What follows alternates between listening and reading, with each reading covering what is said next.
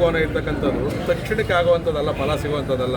ಇವತ್ತು ನಾವು ಗ್ಯಾರಂಟಿ ಇವತ್ತಿಗೆ ದುಡ್ಡು ಬರ್ತದೆ, ಆದರೆ ಇವತ್ತು ಮಾಡಿರ್ತಕ್ಕಂಥದ್ದು ಯುವಕರನ್ನು ದೃಷ್ಟಿ ಇಟ್ಕೊಂಡು ಭವ್ಯವಾದಂಥ ಭಾರತ ದೃಷ್ಟಿಯನ್ನು ಇಟ್ಕೊಂಡು 2047ಕ್ಕೆ ಏನಾಗಬೇಕು ಅನ್ನೋದ್ರೆ ಇವತ್ತಿಂದ ಯೋಜನೆ ಮಾಡಿರ್ತಕ್ಕಂದ್ರೆ ದೀರ್ಘಾವಧಿ ಯೋಜನೆಗಳನ್ನು ಇವತ್ತು ನರೇಂದ್ರ ಮೋದಿ ಅವರು ತಂದಿರ್ತಕ್ಕಂಥದ್ದು. ಇವತ್ತು ಬೇರೆ ಬೇರೆ ಆರ್ಥಿಕ ತಜ್ಞರಿರ್ಬೋದು, ಬೇರೆ ಬೇರೆ ಮುಖಂಡಗಳಿರ್ಬೋದು, ಇವತ್ತು ಅಮೇರಿಕಕ್ಕೆ ಸಡ್ಡು ಹೊಡೆಯೋ ರೀತಿಯಲ್ಲಿ ಇವತ್ತು ಬಡ್ಜೆಟನ್ನು ಮಂಡಿಸಿರ್ತಕ್ಕಂಥದ್ದು.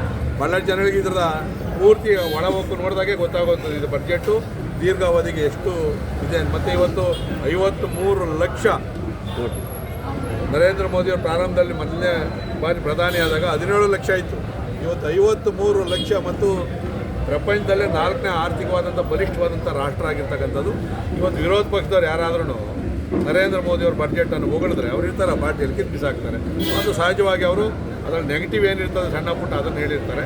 ಇವತ್ತು ಒಟ್ಟಾರೆ ಇವತ್ತು ಇದು ಒಂದು ರೀತಿ ಯುವಕರಿಗೆ ಆಶಾದಾಯಕವಾಗಿರ್ತಕ್ಕಂಥ ಮತ್ತು ಮುಂದಿನ ಪೀಳಿಗೆಗಳಂದರೆ ಭವಿಷ್ಯದಲ್ಲಿ ವರ್ತಮಾನ ಮತ್ತು ಭವಿಷ್ಯದಲ್ಲಿ ಈ ದೇಶದ ಪ್ರಗತಿಗೆ ಪೂರಕವಾದಂಥ ಬಡ್ಜೆಟ್. 6 ರಾಜ್ಯಗಳನ್ನು ಚುನಾವಣೆಯನ್ನು ಮಂದಲಿಟ್ಕೊಂಡು ಕೇಂದ್ರ